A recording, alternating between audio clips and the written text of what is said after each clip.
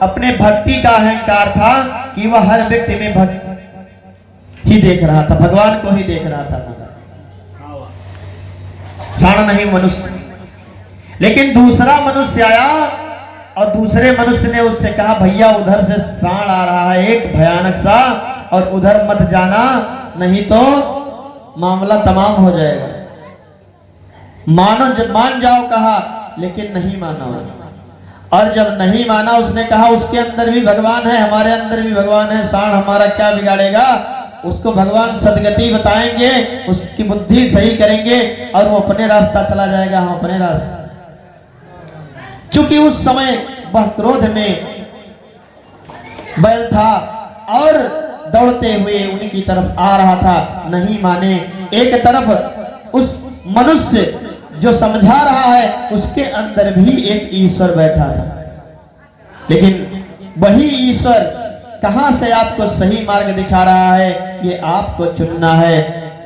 महाराज परीक्षित ईश्वर का अंश है, लेकिन उनके अंदर जो मन है, हर व्यक्ति के अंदर दो मन होता है। एक मन कहता है ये कार्य हमें करना चाहिए और एक मन कहता है नहीं करना चाहिए। लेकिन जो करवाने वाला मन है, यदि पाप कृत्य है तो सबसे ज्यादा मन कहेगा कि ये काम हो जाता तो बहुत अच्छा था, और हो जाने के बाद जब भौतिक सुख की प्राप्ति हो जाती है तब फिर समझ में आता है कि ये तो तत्क्षण मात्र का सुख था, इस सुख से कुछ होने वाला नहीं है। और वह मनुष्य दौड़ के चला जाता है और साण उठा करके बैल फेंक देता है उसको, क्योंकि व्यक्ति इधर भी समझा रहा था, उसके अंदर भी ईश्वर था और उसके अंदर भी ईश्वर था, लेकिन फिर भी बात समझ में नहीं आई। और यदि ऐसे ही बात नहीं समझोगे तो जीवन पर्यंत युद्ध करते रहोगे और युद्ध में ही जीवन समाप्त हो जाएगा। और भगवत भक्ति और भगवत चर्चा बताने वाले लोगों की तरफ आप ध्यान नहीं दोगे, क्योंकि कहोगे कि कंपनी क्या फर्जी है जो गुटखा बनाती है, जो पुड़िया बनाती है खाने के लिए, क्या वो सब फर्जी है? ये हजारों लाखों लोग खा रहे हैं, क्या बेवकूफ है वो सब? बहुत सारे लोग समझाते हैं, कभी किसी को कोई थोड़ा सा प्रवचन दे दो तो लोग तुरंत समझाने लगते हैं। तो इधर महाराज अपने आप को ही कह रहे हैं राजा ईश्वर का अंश होता है, देखता हूं कि असली है कि नकली है। बाबा सही ध्यान लगाए हैं कि झूठे ध्यान लगाए बैठा है बेचारे। गए बाहर और एक सर्प पड़ा हुआ था, मरा हुआ, और उस मरे हुए सर्प को अपने तरकस से एक बाण निकाला और उससे उठाया और ला करके समीक मुनि के गले में डाल दिया। महाराज परीक्षित तो चले गए, लेकिन मुनि के ऊपर कोई अंतर नहीं पड़ा, क्योंकि वे समाधि अवस्था में थे। और समाधि वो अवस्था है जो अवस्था प्राप्त करने के लिए हजारों वर्ष कम पड़ जाते हैं। महाराज कलयुग में भी बहुत सारे लोग समाधि अवस्था को प्राप्त हुए हैं, लेकिन वो करोड़ों वर्ष में समाधि में पहुंचे थे। और कलयुग में इसी जो 100 वर्ष 120 वर्ष की उम्र है, इसी 120 वर्ष की उम्र में ही आप समाधि की ओर जा सकते हैं। यदि आप अपने को यौगिक क्रिया में साध लें तो समाधि कोई दुर्लभ वस्तु नहीं है। महाराज बोलो वृंदावन बिहारी लाल की जय हो।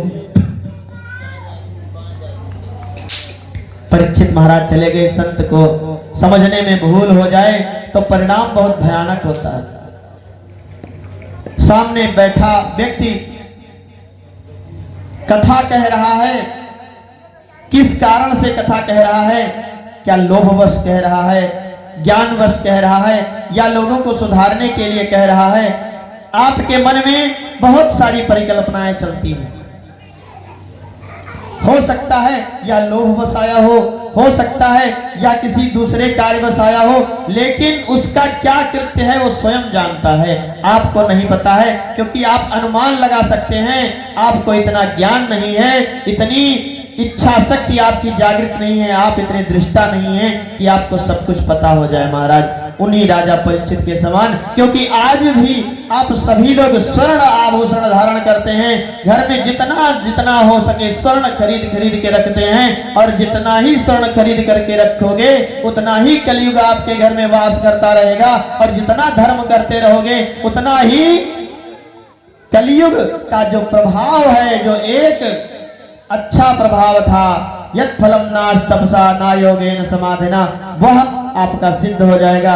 यदि धनार्जन करना है तो धनार्जन केवल साधु के लिए, मैं भी भूखा ना रहूं साधु ना भूखा जाए, वो वाली कमाई अच्छी है, लेकिन ऐसी कमाई करने से क्या फायदा कि मैं आसमान पर पहुंच जाऊं, और आसमान में पहुंचने के बाद में हमको छोटे जीव न दिखाई पड़े, लोगों की दुर्दशा न दिखाई पड़े, लोगों का कष्ट न दिखाई पड़े, ऐसी ऊंचाई से क्या फायदा है महाराज। इसलिए हम ईश्वर से यही कामना करते हैं कि आप सभी लोग इस कलयुग के प्रभाव से बचें।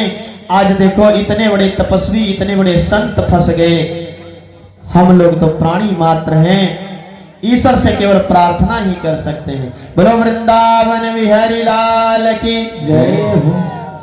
और इधर क्या हुआ, जब महाराज परीक्षित चले गए, एक बालक यह सारा दृश्य देख रहा था, और बालक ने देखा कि समीप ऋषि पुत्र को जा करके वहां पर सूचित किया, और कौशिक नदी के तट पर खेल रहा था वह, और जहां पूरा समाचार जा करके दौड़ करके बताया, क्रोध में भर करके वह बालक तुरंत जल में प्रविष्ट हो गया, जल में प्रविष्ट हो गया, और जल में प्रविष्ट होकर के उसने श्राप दे दिया महाराज। कौशिक्या पौपवृष भाग्यव्रजम विसर्ज, कौशिकी नदी के जल को अपने हाथ में लेकर महाराज परीक्षित को भयंकर श्राप दे दिया, भयंकर साथ दिया कि इति लंघित मर्यादम तच्छकः सप्तमे हानि तंगछयति अस्मकुलंगारा चोदितो में तद्रुहम। कहा एक कुलांगार, तुम्हारे पूर्वजों ने सदा सर्वदा संतों के चरणारज के अपने मस्तक पर धारण किया था, आज तुमने उन्हीं के कुल में आकर के ऐसा नीच कुकृत कर दिया है। मेरा साप है, तूने जिस सांप को, जिस सर्प को हमारे पिता के गले में अपमान पूर्ण तरीके से डाल दिया है, यही तक्षक आज के 7वें दिन आपको डस लेगा महाराज। यह सारा समाचार सुनते ही जहां यह शब्द कान में पड़ा, हाहाकार मच गया, कान स्तब्ध हो गए सबके, ऐसे शब्द सुन करके। और परीक्षित महाराज को जैसे ही पता लगा, बेचारे बहुत ही परेशान हो गए महाराज। जहां परीक्षित महाराज को 7वें दिन मरना सुनिश्चित हुआ कि 7 दिन में अब हमारी लुटिया उठने वाली है, अब क्या किया जाए। सर्वस्व त्याग करके सीधे गंगा तट पे जाकर के और कहां पहुंच गए, सुख तीर्थ में जाकर विराजमान हो गए और पश्चाताप की आग में जल उठे। जिन संतों को कह रहे हैं मैंने सदा सर्वदा सम्मान किया था, आज हमसे इतना नीच कुकृत हो गया। जब अपना मुकुट नीचे रखा, कलयुग गया, और जब कलयुग गया तो भान आया कि हमने क्या कर दिया। पश्चाताप की अग्नि में बेचारे जलने लगे। कह रहे हैं कि यहो मया नीचरमया व्रतम नीरागसी ब्राह्मणी गुणे जसी। बारंबार पश्चाताप करते हुए महाराज परीक्षित गंगा तट पर आकर विराजमान हो गए और ऋषि मुनियों को पता चला कि हमारे सम्राट जो हैं वो 7 दिन के अंदर परम धाम को पधारने वाले हैं। जो सिद्ध कोटि के दिव्य महापुरुष थे, सब के सब परीक्षित के पास दौड़े चले आए।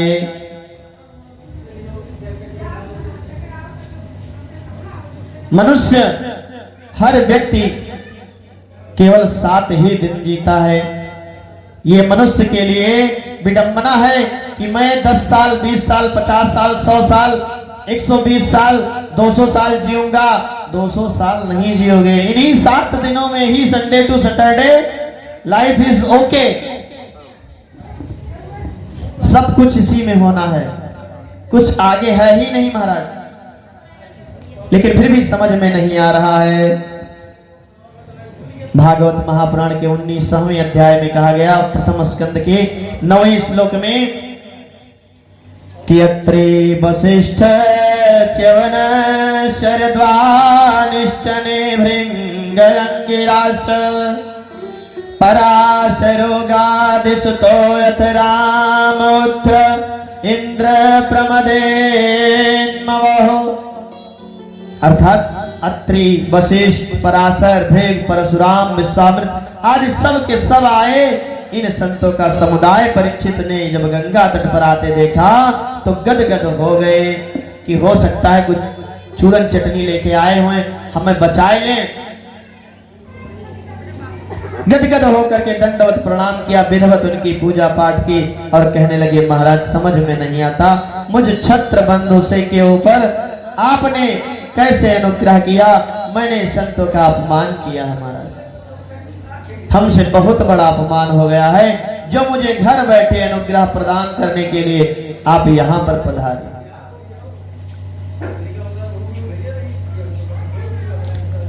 आप समस्त संतों के चरणों में सत सत प्रणाम करते हैं।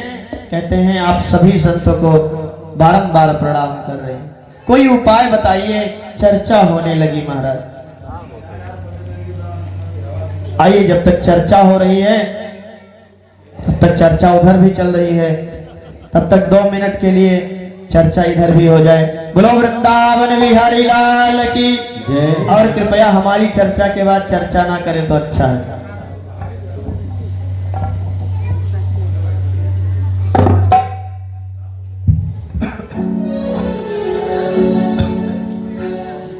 बोले श्री बांके बिहारी लाल की।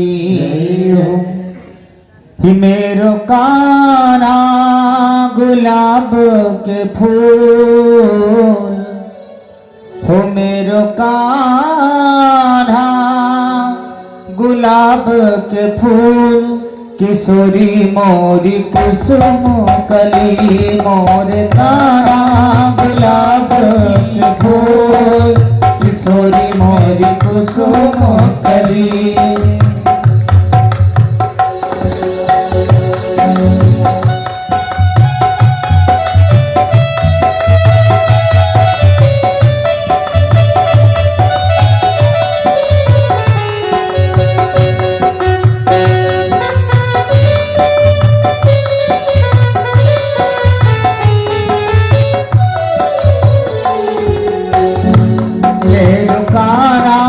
गुलाब के फूल, किशोरी मोरी कुसुम कली, मेरा काना गुलाब की फूल, किशोरी मेरी कुसुम कली।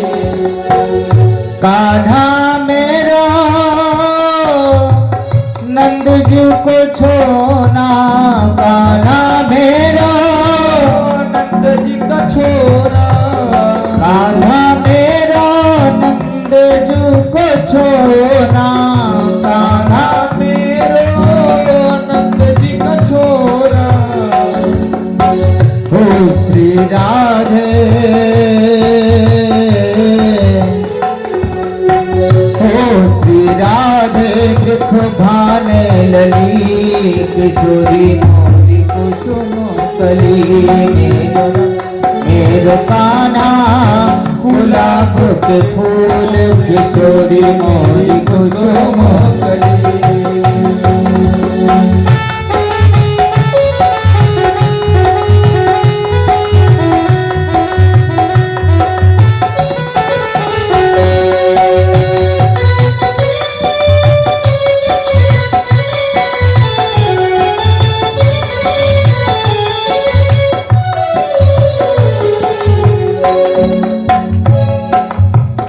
कान्हा मांगे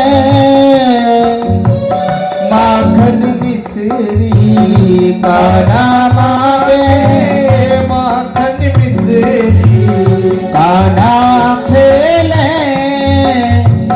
ओ नंद जी के अंगना, कान्हा खेले नंद जी के अंगना, कान्हा खेले नंद जी के अंगना, नंद जी के अंगना, नंद जी जी के अंगना।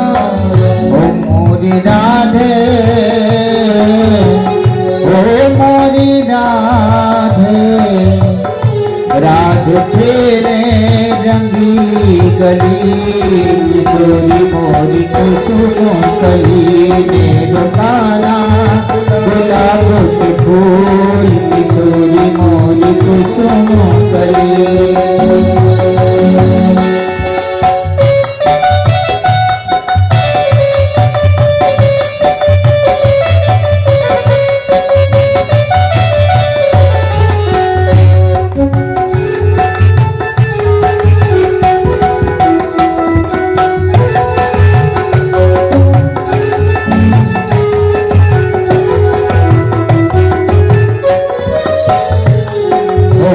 ब्रज निध तो दर्शन के प्यासे, ब्रज निध तो दर्शन को प्यासी,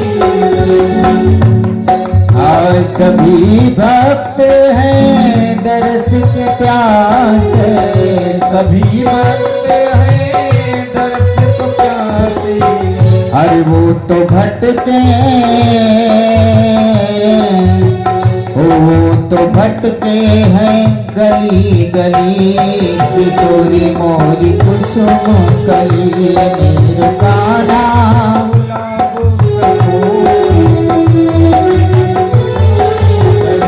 मेरो कान्हा गुलाब के फूल, किशोरी मोरी कुसुम कली, किशोरी मोरी कुसुम कली, किशोरी मोरी कुसुम कली। बोलो वृंदावन बिहारी लाल की जय। इधर सभी ऋषि मुनि आ गए और सब समझा रहे हैं। तो परीक्षित जी महाराज प्रश्न करते हैं कि ये शाम स्मरणारथोषाम सद्या शुद्धयन्ति वे गृहा, किं पुनरदस्न स्पर्श पाद शौचनादिभिः। कहते हैं परीक्षित कि मैं धन्य हो गया महाराज, केवल एक बात समझने की इच्छा है कि यदि कोई मर अर्थात पता लग जाए कि हमको अब 7 दिन में मर जाना है, तो उसे क्या करना चाहिए, बताने की कृपा करें।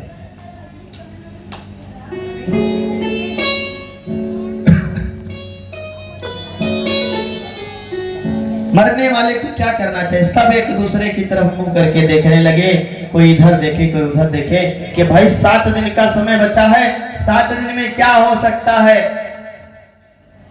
उसी में खोड़स वर्षीय महाप्रभु सुखदेव बाबा विराजमान हैं और महाराज के वचनों का आत्मविश्वास देखिए। अरे परीक्षित, अरे 7 दिन की बात कर रहे हो? अरे 7 दिन क्या, एक क्षण मात्र ही बहुत है। एक क्षण मात्र अगर मिल जाए तो ही बहुत है। अरे 7 दिन आपको मिले हैं, 7 दिन में आपकी मृत्यु होने वाली है। 7 दिन आपके लिए बहुत पर्याप्त है। एक मुहूर्त अगर मिल जाए, खाली एक ही मुहूर्त मिल जाए, उसी मुहूर्त में आपका कल्याण हो जाएगा। परीक्षित महाराज प्रसन्न हो गए और बोले, महाराज अब बताइए कि प्रभु का ध्यान कैसे करना चाहिए। तो सुखदेव बाबा कहने लगे, परीक्षित पहले 4 बातों का ध्यान करना होगा महाराज। वो 4 बातें क्या हैं? जितासन जित श्वास, जित संग जितेन्द्रिय, स्थूले भगवतो रूपे मनः संधारये ध्रुया। परीक्षित सबसे पहले जितासन बनो, अपना आसन जीतो। जीतने का अर्थ है अपना कुर्सी मजबूत करके बैठो। जीवन भी कहता है या मनुष्य जीवन भी कहता है, सर्वप्रथम एक जीवन का लक्ष्य होना चाहिए अपना आसन ग्रहण करें। आसन ग्रहण करने का अर्थ है पद। जीवन में यदि आपका कोई पद नहीं होगा, आपकी बात कोई नहीं मानेगा महाराज। आज व्यासपीठ पर मैं ना बैठा होता, आपके बीच में बैठा होता और मैं कोई बात कहता, आप मेरी बात को कोई सुनने को तैयार नहीं था महाराज। क्यों नहीं तैयार था? क्योंकि कोई पद नहीं था। यदि डीएम की कुर्सी पर डीएम बैठा है, उसको एक पद मिल गया है, अगर वो कह देगा तो पूरा जिला हिल जाएगा महाराज। कोई शासन प्रशासन लगा देगा तो उसकी बात तुरंत मानी जाएगी। इसलिए जीवन में पद का होना बहुत ही अनिवार्य है। इसलिए सभी प्राणियों को अपना पद जरूर चुनना चाहिए, अपना आसन जरूर जीतना चाहिए। यदि आसन नहीं है आपके पास तो समझ लीजिए आप निराधार हैं। जितासनो जितस्वासो। और कह रहे हैं सुखद आसन जो लगे। ये तो अध्यात्म की बात कर रहे हैं, लेकिन हम इस जीवन की बात कर रहे हैं कि जीवन को आगे बढ़ाने के लिए भी लक्ष्य आपको सेट कर लेना चाहिए कि हमको एक आसन ले लेना है। और आसन जब आप ले लो, उसके बाद मन कहे जो करो। उसके बाद भी नियम है, तो नियम जब आसन पाओगे तो नियम भी आसन का सिखाया जाएगा कि इस आसन पे बैठने के लिए आपको ट्रेनिंग दी जाएगी कि आसन पे बैठ करके आपको कैसे कार्यभार का संचालन करना है। बता रहे हैं, चाहे वज्रासन में बैठो, चाहे पद्मासन में बैठो, चाहे सुखासन में बैठो, रीढ़ की हड्डी सीधी करके बैठो। इस तरीके से डाउन नहीं होना चाहिए। रीढ़ की हड्डी का सीधा होना भी इसके पीछे बहुत बड़ा लॉजिक है। जो हमारा यहां पर मेंडुला होता है, मेंडुला इंग्लिश में क्या कहते हैं, आई डोंट नो। हाँ, मेंडुला। इस मेंडुला की आकृति जो होती है वो शिवलिंग की तरह होती है। कैसी होती है? शिवलिंग की तरह आकृति होती है। जैसे शिवलिंग का अर्घा होता है, उसी प्रकार से ये उसी में फंसा होता है। कभी भी आप शिवलिंग के समीप जाएं तो ध्यान दीजिएगा, किसी शिव मंदिर में आप जाएंगे या प्रतिष्ठित शिवलिंग है, और वैसे आप पृथ्वीनाथ में ही जाकर के देख लीजिएगा, अपने पास में अमृति में ही जाकर के आप देख लीजिएगा। शांत चित्त होकर के, साधारण जब कोई मंदिर में ना रहे, शांत में जाइए और अनुभव कीजिए, आपके यहां पर तुरंत वाइब्रेशन होनी प्रारंभ हो जाएगी। कभी भी अनुभव कीजिएगा कि मैं नहीं कह रहा हूं, विज्ञान कह रहा है। क्यों? क्योंकि अगर इससे इसका कनेक्शन हटा दिया जाए तो शरीर क्या हो जाएगा? कोमा। आप कोमा में चले जाएंगे तुरंत। इसीलिए किसी को यदि यहां पर वार कर दिया जाए तो वह तत्क्षण पैरालिसिस हो जाता है। बोलो वृंदावन बिहारी लाल की। इसीलिए शिव संतुलन है। इसीलिए शिव का जो अर्घा है,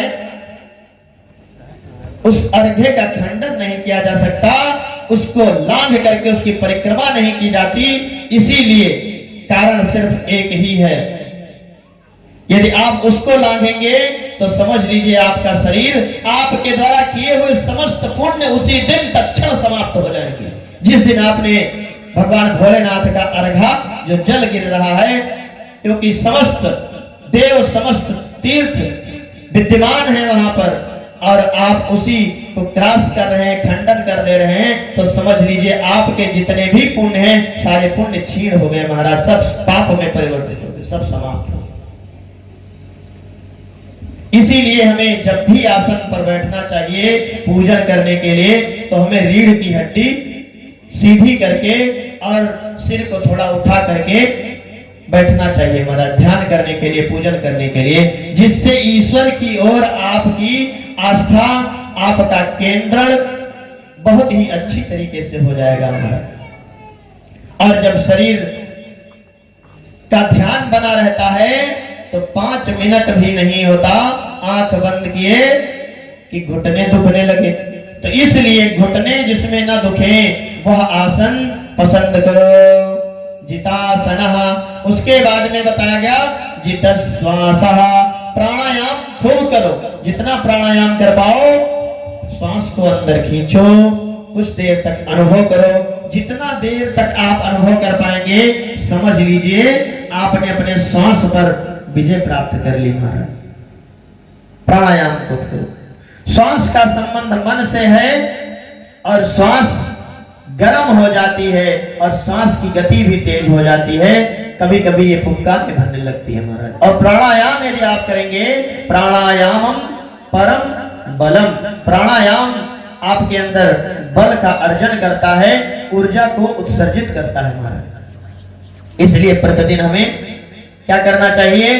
प्राणायाम करना चाहिए। तीसरी बात बताई जितेंद्रिय, जितेंद्रिय का अर्थ है असंगत हो जाओ, असंगत होकर के ध्यान लगाओ। 10 लोगों के बीच में बैठ करके ध्यान नहीं लगाया जा सकता, ध्यान लगाने के लिए एकांत होना बहुत ही अनिवार्य है। 10 लोगों में भी ध्यान लगाया जा सकता है, लेकिन जब 10 के 10 ध्यान लगा रहे हो तभी आप ध्यान लगा पाएंगे, अदरवाइज आपका ध्यान तो भंग हो जाएगा महाराज। क्योंकि कोई उधर चुटकी काटेगा, कोई उधर चिल्ला रहा है, कोई उधर चिल्ला रहा है, ध्यान कहां से लगेगा महाराज। तो इस प्रकार से अगर आप कथा श्रवण करोगे तो आपका कल्याण हो जाएगा और ध्यान लगाओगे तो आपका उद्धार हो जाएगा। इस प्रकार से परीक्षित महाराज को सुखदेव बाबा समझा रहे हैं। बोलो वृंदावन बिहारी लाल की जय हो। कहा कि संसार में ऐसा कोई है जो मेरा हो सके? देवी कालोत्रगम में बताया गया अहमेको न मे कश्चिन न हमस्य कश्चित् न तापस्यामि यस्याहं न तापस्यामि यो मम। आज तक कोई प्रभु को देख नहीं पाया। संसार में क्या कोई ऐसा है जो मेरा हो सके? ऐसा भी हो सकता है कि जिसका मैं हो सकूं। शरणागति ग्रहण करनी चाहिए, जहां तक सार्थकता हो, शरण हो, निर्बल हो, उसकी शरणागति स्वीकार करनी चाहिए। तमाम समझाने के बाद में भागवत महापुराण साप्ताहिक ज्ञान यज्ञ का दर्शन कराया और साप्ताहिक ज्ञान यज्ञ दर्शन जब प्रारंभ हुआ तो जिस प्रकार आप लोगों के अंदर तन्मयता धीरे धीरे बढ़ रही है, उसी प्रकार से उनके अंदर भी तन्मयता बढ़ने लगी। समझाने लगे बाबा से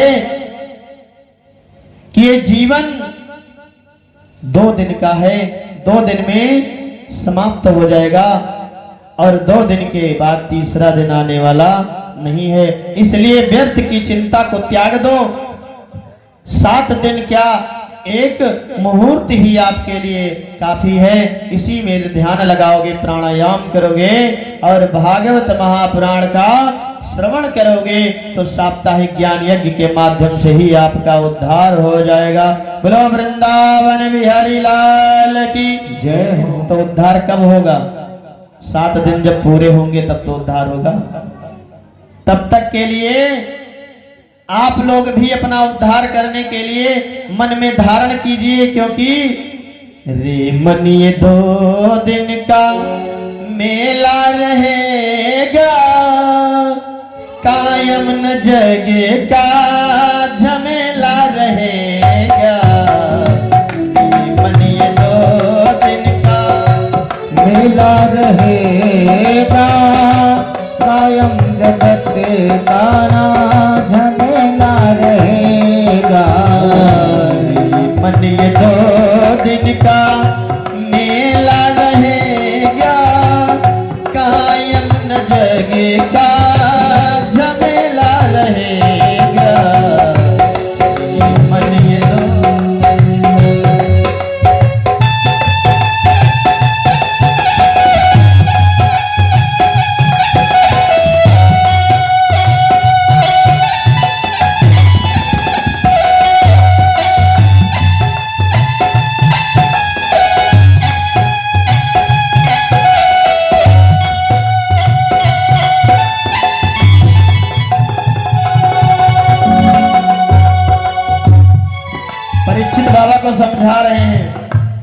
रामदेव बाबा कह रहे हैं, किस काम का ऊंचा जो तू महल बनाएगा, किस काम ऊंचा जो तू महल बनाएगा, किस काम का लाखों का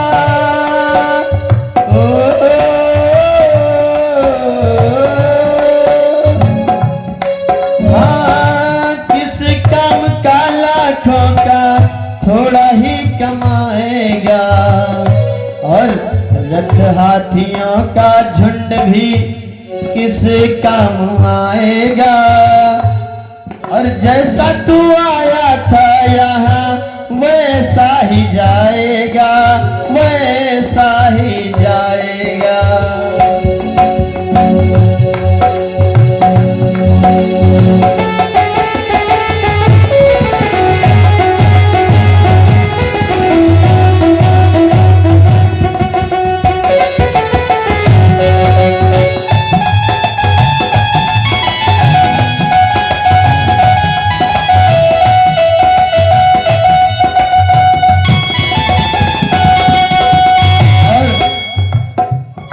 कह रहे हैं, तेरी सफर में सवारी की खातिर, तेरी सफर में सवारी की खातिर, कंधों पे ठठरी का ठेला रहेगा, ये मन ये 2 दिन का मेला रहेगा, कायम न दिन का झमेला रहेगा, जीवन ये 2 दिन का मेला रहेगा, कायम न जग का झमेला रहेगा।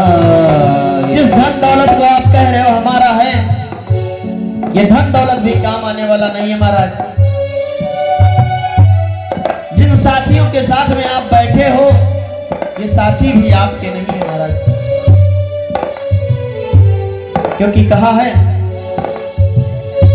साथी है मित्र गंगा के जल बिंदु पान तक, अर्धांगिनी बढ़ेगी तो केवल मकान तक, परिवार के सब लोग चलेंगे श्मशान तक, बेटा भी हक निभाएगा तो अग्निदान तक। क्या कहते हो हमारा है, हमारा तो कुछ नहीं है महाराज, आपका कुछ नहीं है। जितने साथी मित्र हैं ये सभी मित्र केवल आपके लिए, आपके साथी हैं। कितने समय के लिए? नदी के किनारे तक जाने के लिए। और अर्धांगिनी जिसे कह रहे हो हमारी भार्या है, जिसके लिए मरे जा रहे हो, एक से काम नहीं चला, दूसरा दूसरे से काम नहीं चला, तीसरा तीसरे से काम नहीं चला, चौथा चौथे से, पांचवा छठवा सतवा अठवा, जिसकी माया में लिप्त होते जा रहे हो अर्धांगिनी क्या आपके साथ जाने वाली है? नहीं जाने वाली महाराज। वो भी कहां तक जाएगी? ज्यादा से ज्यादा घर के बाहर तक आएगी और उसके बाद उसको भी खींच ले जाएंगे महाराज, उसे भी आपके साथ नहीं जाना महाराज। अर्धांगिनी बढ़ेगी तो केवल मकान तक, और परिवार के सब लोग चलेंगे श्मशान तक। जितने लोगों को कहते हो हमारे भैया हैं, हमारे बड़े भैया छोटे भैया गांव वाले, इनको उनको दुत्कारते रहते हो, डांटते रहते हो, ये सभी लोग आपके जो संगी साथी हैं वो शमशान तक ही जाएंगे और उसके बाद जैसे चिता पर लिटा देंगे आपको सब।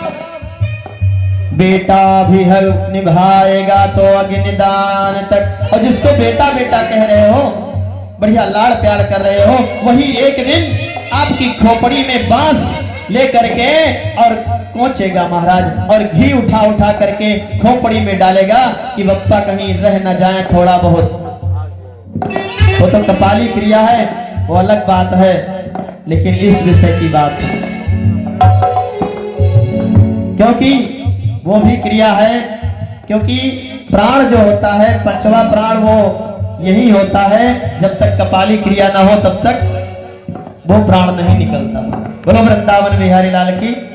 जय। इसलिए जीवन में कुछ नहीं है महाराज, बेटा भी हक निभाएगा तो अग्निदान तक। इसके आगे भजन ही है साथी, इसके आगे भैया, इसके आगे भजन ही है साथी। हरि के भजन बिन तो अकेला रहेगा रे मन, ये 2 दिन का मेला रहेगा।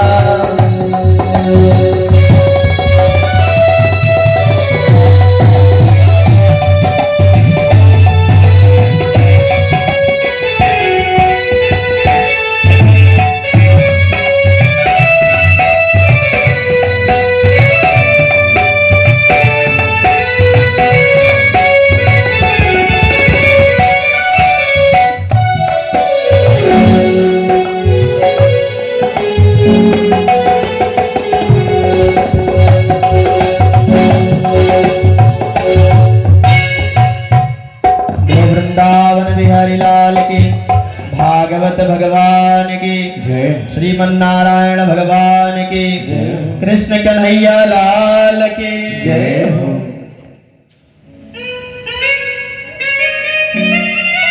इस प्रकार से जब साप्ताहिक ज्ञान यज्ञ के माध्यम से सुखदेव बाबा ने उद्धार का मार्ग बताया,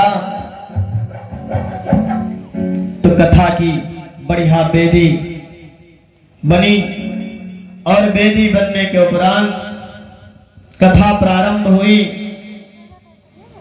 जन समुदाय में न्योता भेजा गया और न्योता का भेजना था।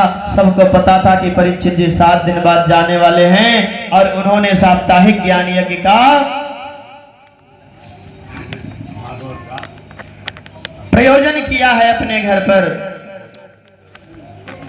तो सभी लोग दौड़े चले आए भागवत कथा श्रवण करने के लिए। ऐसी पावन रसमयी संगीतमयी कथा, ढोल मजीरा सब अपने अपने घर से लेकर के साथ में लेकर के आए। आज के समय में लोगों को बुलाना पड़ता है, बुकिंग करानी पड़ती है, तब जाकर के कहीं ढोल मजीरा वाले मिल पाते हैं। पहले का समय क्या था? पहले के समय में ढोल मजीरा ताशा झांझ सबके घर में होता था और थोड़ा बहुत सबको आता था और बैठ जाते थे लेकर के चौताला गाने के लिए। बढ़िया होली गाते थे, दिवाली में खुशियां मनाते थे, मंगल मीटिंग करते थे। अभी भी बहुत जगह पे मंगल मीटिंग होती है, हर गांव में होती है। हर गांव में धर्म है, हर गांव में सत्संग है। आपका गांव तो बहुत ही भक्ति मनोरम है। यहाँ पर अनंत काल से ही मंगल मीटिंग होती चली आई है। बोलो वृंदावन बिहारी लाल की, हनुमान जी महाराज की जय। भागवत भगवान की जय हो। इसलिए जहाँ भगवान का नाम संकीर्तन होता है वहां कोई कष्ट आ ही नहीं सकता है महाराज।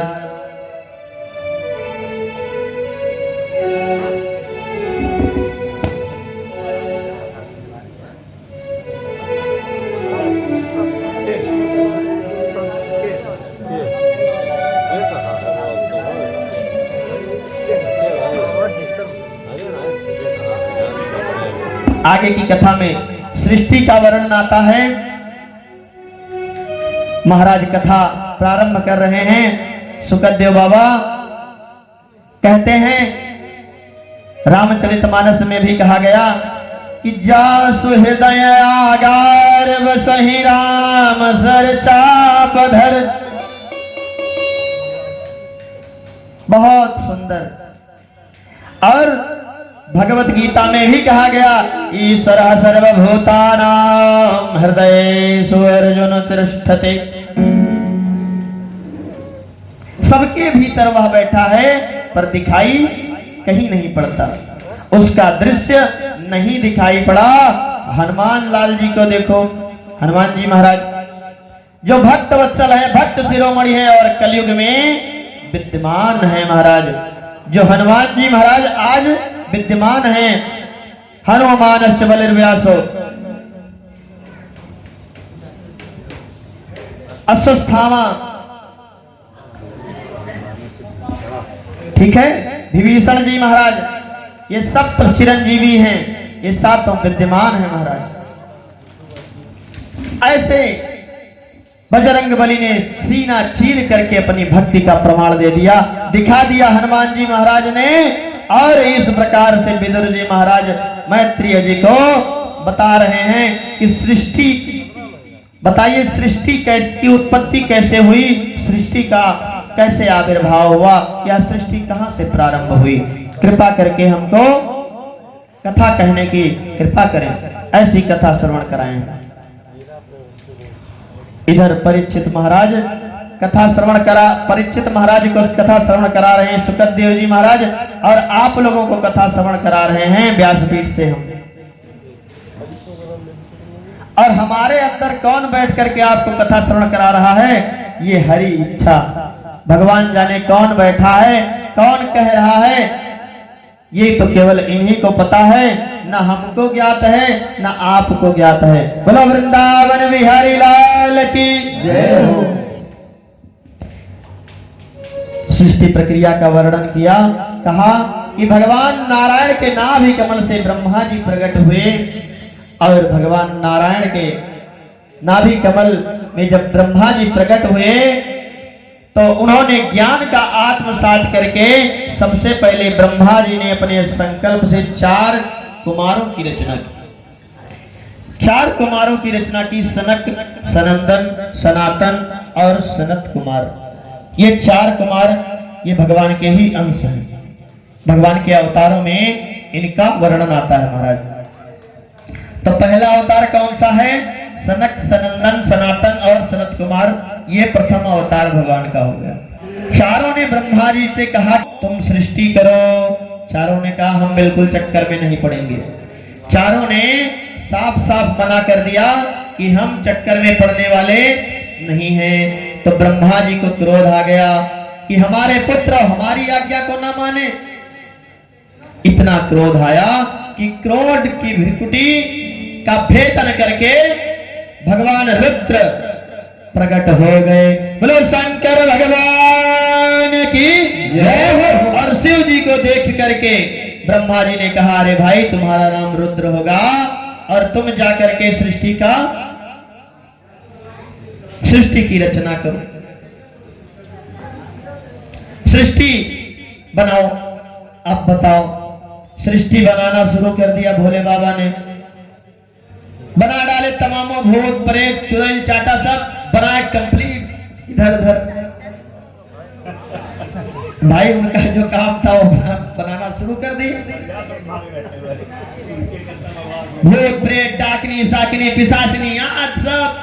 ब्रह्मा जी बोले बस करो महाराज, इतना ज्यादा रचना कर दोगे, इतनी खतरनाक सृष्टि बना डाली, इतनी खतरनाक सृष्टि हमको नहीं करवानी। ब्रह्मा जी बोले बस करो। अब हो गया भोले बाबा, जाओ आप भजन करो, बैठ करके तपस्या करो, अब आपसे सृष्टि होने वाली नहीं है। अब की बार ब्रह्मा जी ने क्या किया, मरीच अत्रि अंगिरा पुलस्त पुलह और क्रतु भृगु वशिष्ठ दक्ष और देवर्षि नारद जी को उत्पन्न किया महाराज।